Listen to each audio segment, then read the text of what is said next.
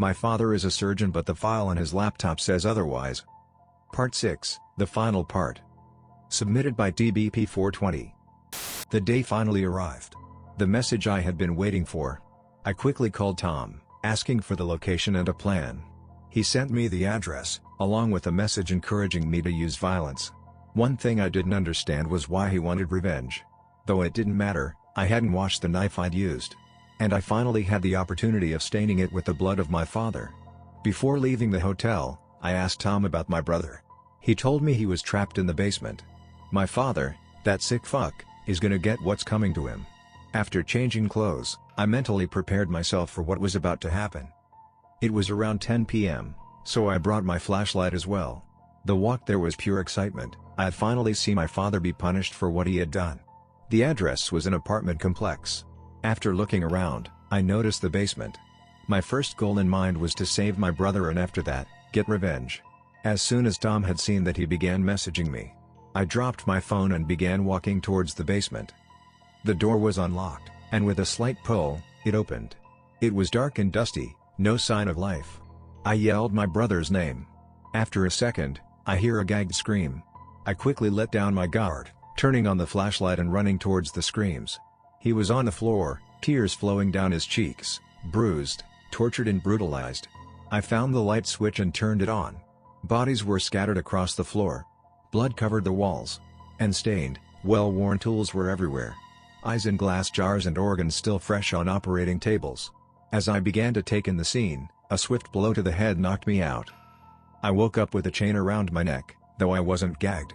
Sat across from me was my father, still with the same smile as usual. I screamed at him, and he started laughing. After taking quick glances around the room, I noticed I was in the basement. In the new building, he was hiding in. My brother across the room was still crying. The rope was around my neck so I couldn't get close, but I still had the knife in my pocket. I just needed my dad to get closer. He started mocking me, bringing my brother close to me and hitting him with a belt. I screamed in my blind rage, just trying to get close. He then abruptly stopped, telling me he will be back soon and not to worry. Once he'd get back he would kill me and my brother. I cut the rope. I waited for the next 10 minutes for him to show up. I stood by right at the stairs so I could jump him. As I heard his footsteps, I prepared myself. On the final one, he stopped. I leapt out and stabbed him in the leg. He stumbled back, yelling in pain. He looked at me and started to turn back. He finally felt fear, the same fear I felt when I saw what he had on his laptop, the same fear I'd felt when I was betrayed by the chief, the same fear I had when I was in the alleyway wishing for death. I would have no mercy for this man I once called my father. He stopped trying to run suddenly, almost outside, then lit a match. He threw it down. There had been a liquid other than blood that I hadn't noticed. Within a second, half of the basement was alight. He planned this all along, but before he left, he threw me the key to my brother's shackles. I quickly ran down and freed him. As soon as I grabbed him I ran out. The building was soon ablaze.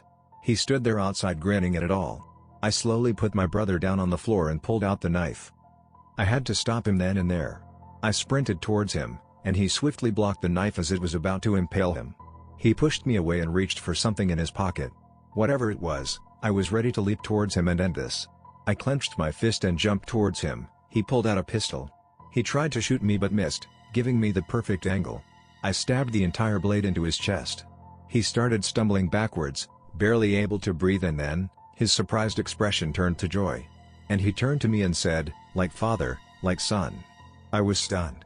He turned back to me, and as distant sirens were heard he said, "I admire your dedication, boy." However, I was always one step ahead. Behind him, blue and red lights appeared. Not long after the police arrived, guns in hand yelled at me to stand down. Why me? Before I could react, they apprehended me. Not long after I had been sent to court. I tried to explain my side of the story, but nobody believed me. I was sentenced to 30 years in juvie. It's over, I lost. If you are wondering how I sent this post, it's because I used my one phone call to tell the friend whose house I was at to write this and post it. I doubt you'll ever hear from me again, and I'm sorry I let you all down. I'll never know the fate of my brother, but from what I heard, he had been taken to an orphanage. My mother's body was never found because the house at which I grew up had been set on fire. The people who suffered will never be avenged. That man is still out there. The USB containing all the evidence I had is gone. He won. How long was he sentenced?